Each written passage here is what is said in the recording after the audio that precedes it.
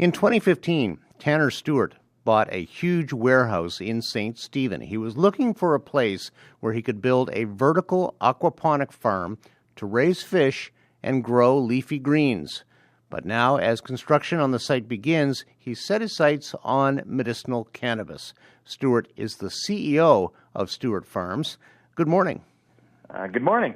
Well, the last time we spoke, you were just starting to plan your St. Stephen operation. How have things progressed since then? Well, they've actually progressed in the right direction and quite a bit. So one key thing that has changed from 2016, back when you and I talked, Stephen, and today is I did do a crop change. Originally, I was going to be focused on the leafy green side of things. In early 2018, I saw, as I watched the medical cannabis market unfold across Canada, I really saw a gap of the same principles that I was bringing into that I was operating under on the food side of things. Of sustainable, herbicide, pesticide-free, organically driven cannabis products. So I pivoted into a cannabis crop. So we're still doing a indoor vertical aquaponics farm. We're still going to be building out 200,000 kilograms of capacity of live organic tilapia per year. But now we're going to be producing 12,000 kilograms of organic medical grade cannabis per year at full capacity by 2021 down in St. Stephen. Does this require you to go through any kind of licensing process? Is anything still up in the air, or is it pretty much a go at this point? Yeah, so we absolutely had to go through the licensing process. So when I made the decision, it was basically January 1st, 2018. And, as you and I talked in 2016, that's when I did all my, I bought the building kind of going into 2016. And I did my environmental impact assessment that year. We actually designed the fish farm that year as well.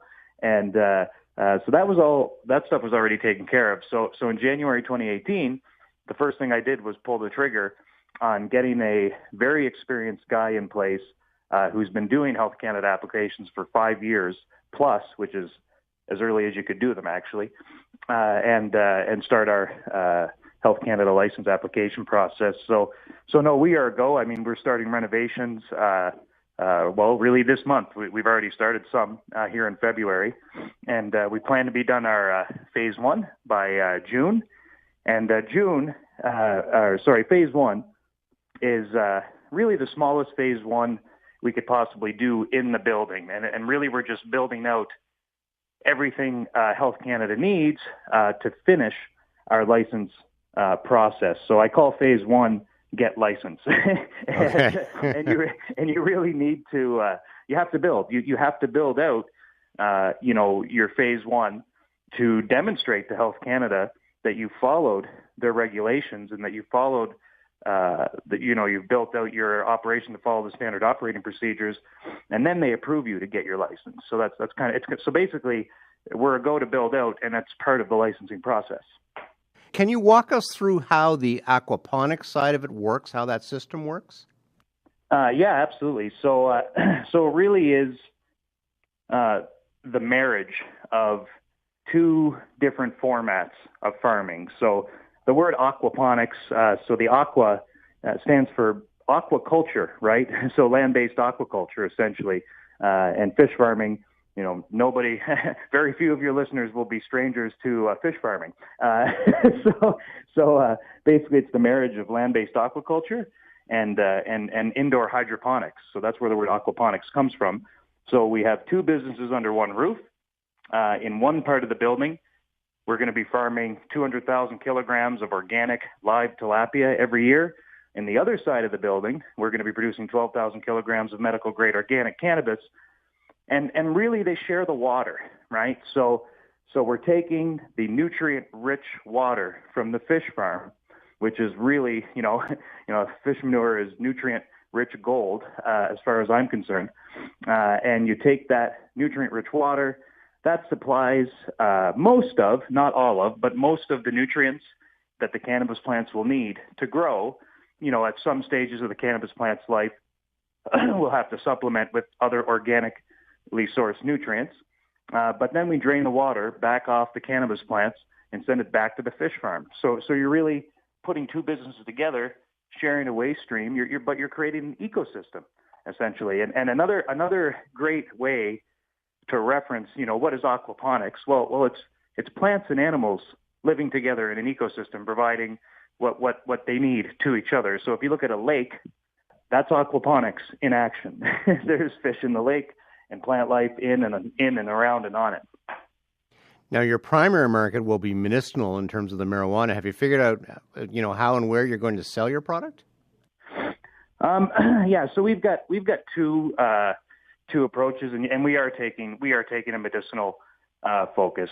So we really believe that cannabis can make people's lives better, and that medical cannabis should and will transfer to a first line of defense for a lot of people who have various ailments. Like our four focuses, Stephen, actually are going to be Alzheimer's, depression, dementia, and addiction. Those are kind of four categories of health and wellness that we're going to focus on when we're growing our medical cannabis and developing our natural health products. But by going medical, that means really all of Canada is our target market. The medical patient community in Canada is really our target market. So, do you sell direct, or you sell to? I assume you sell to some kind of medicinal marijuana company. Is that the way it works? No. So how it works on the medical side is actually you sell direct to the patient.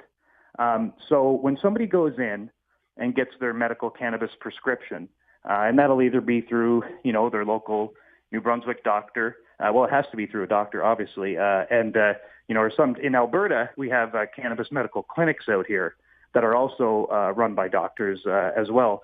So the patient goes in, they see their doctor, and they say, I have a sleeping problem, and I've been on these sleeping pills for way too long, or whatever the case is, and I'd like to try an alternative. Or they go in there and they've never done a prescription drug, and they'd like to try cannabis as a first line of treatment to try to help them achieve their health and wellness goals.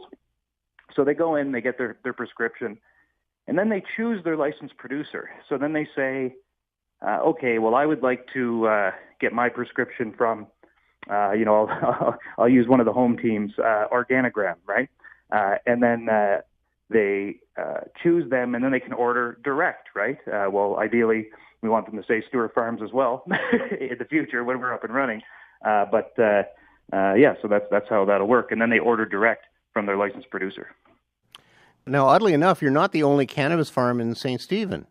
There's another one called Tidal Health Solutions. How are you different from them? I really like Tidal Health's approach, that they're also medically focused as well. I think one of the key differences is that obviously we're organically focused.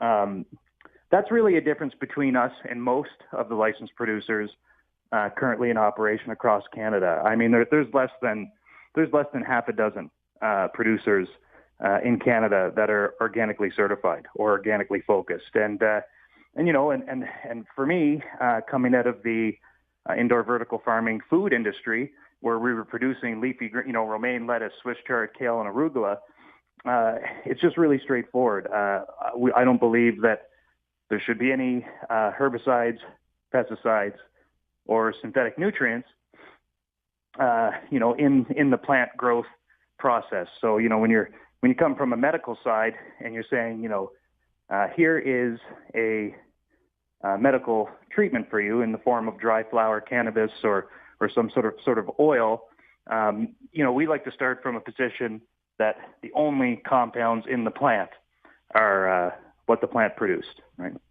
So that's, our organic focus is probably our key differentiator. Mm-hmm.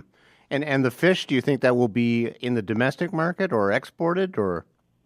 So we're mainly focused on export of the tilapia. So there's some really, really strong markets 6 and 9 hours south of us in the Boston and New York markets for live organic tilapia. I mean, tilapia is really the most popular fish in most Asian cultures, right? So wherever there's a significant Asian population, there's a significant market for live tilapia. Now, an organic live tilapia is not something that exists right now, as far as we know. So we're going to be putting something very unique on the market south of the border, which makes St. Stephen a great location for us to be at. Now, that being said, I am very interested to explore and understand what type of a domestic market there may be for tilapia in New Brunswick, and I think it might be a growing market in New Brunswick as well. When do you expect to be up and running completely? Yeah, so like I said, our phase one, it's a very small phase one. We're basically renovating 7,000 square feet of our 100,000 square foot building, and we're going to be done that by June. So if everything goes really well, we hope to have our license to cultivate sometime mid to late this year, and ideally our license to sell by early 2020. Well, Tanner, thanks so much for telling us about it today, and good luck with it. Thanks, Steve. Appreciate it. Take care. Tanner Stewart is the CEO of Stewart Farms.